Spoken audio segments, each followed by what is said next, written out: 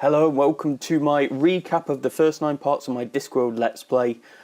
In this game, you starting off, you see a cult, they're trying to summon a dragon, as it says. And basically I think our mission is to stop them. Unfortunately, by the time the game starts, we're too late, the dragon's already been summoned. Oh well. Act 1 starts with us taking control of the protagonist, Rincewind the Wizard, the very useless wizard.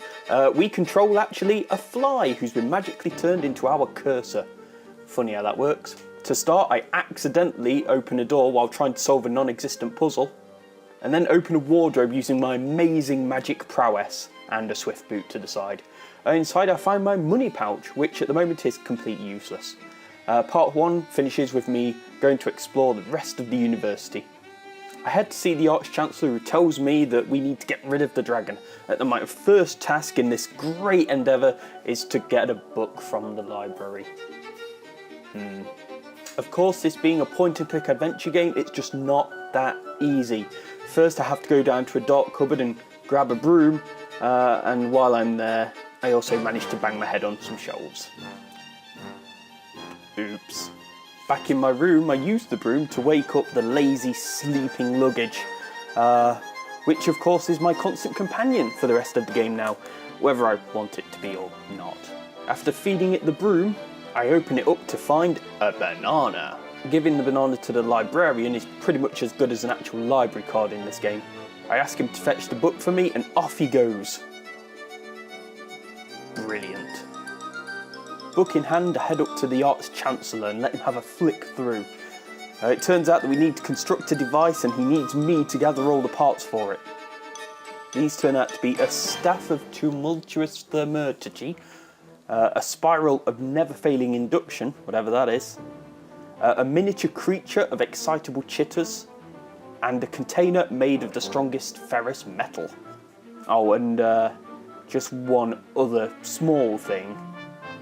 Breath of the dragon. Lovely.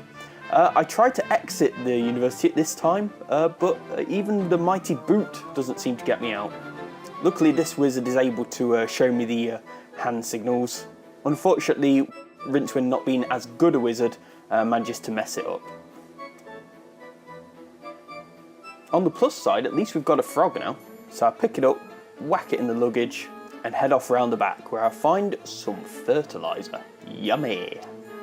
Back in the university, I managed to get a banana from the kitchen to replace the one that I fed to the librarian, swap the broomstick for a wizard staff, I believe that's the staff of tumultuous thaumaturgy, or however you pronounce that, that we needed, which I then take to the Arch-Chancellor, who just takes it, and that's pretty much it. Not very useful. At this point I realise that I can actually now open the university door, and so I make my escape.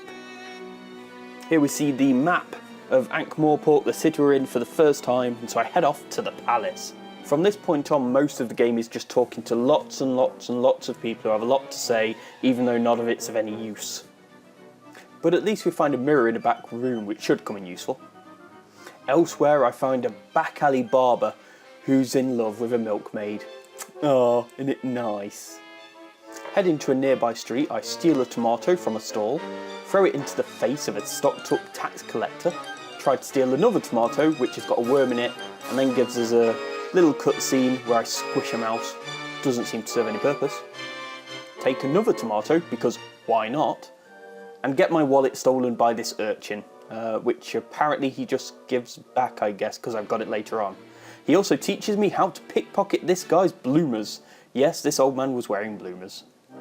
After this, I basically speak to a lot of random, pointless people, such as this dunny man, an insane troll with multiple personality disorder, and the City Watch.